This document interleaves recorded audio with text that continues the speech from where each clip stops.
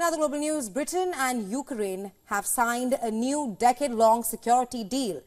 It comes as a part of British Prime Minister Rishi Sunak's visit to Kiev on Friday, where he also announced an increased military funding for the war-wrecked country. The coming fiscal year will fetch more monetary support for Ukraine.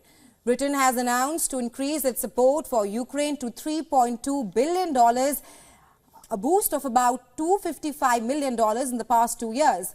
The funding will also pay for long-range missiles, air defense systems, artillery ammunition and maritime security for Kiev.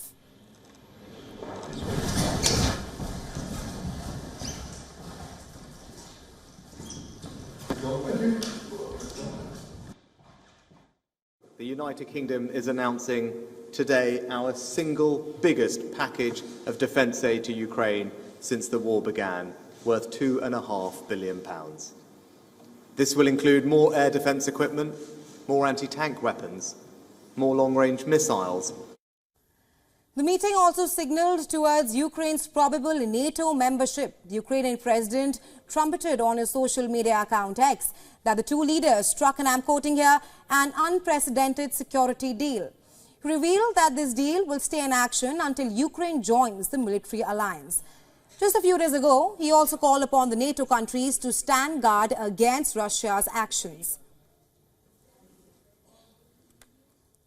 We would like to see a real step from the NATO countries that bring Ukraine closer to NATO, so that there is no stagnation.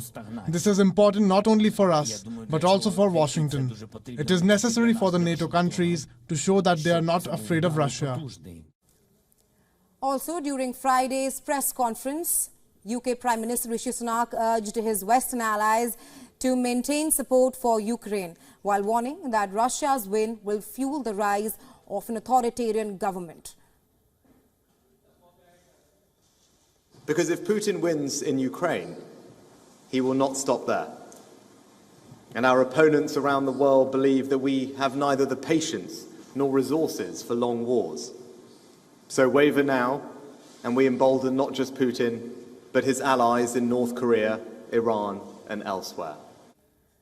Meanwhile, President Volodymyr Zelensky is also pushing his Western allies for more funds. Just this week, the Ukrainian leader visited the Baltic countries of Lithuania, Estonia and Latvia to rally for more support. In return, Kiev has been promised more missiles, drones, howitzers and artillery shells.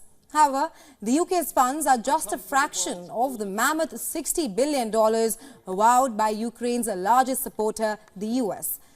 The White House aid for Kiev has been halted by the US Congress over the flaring migrant crisis.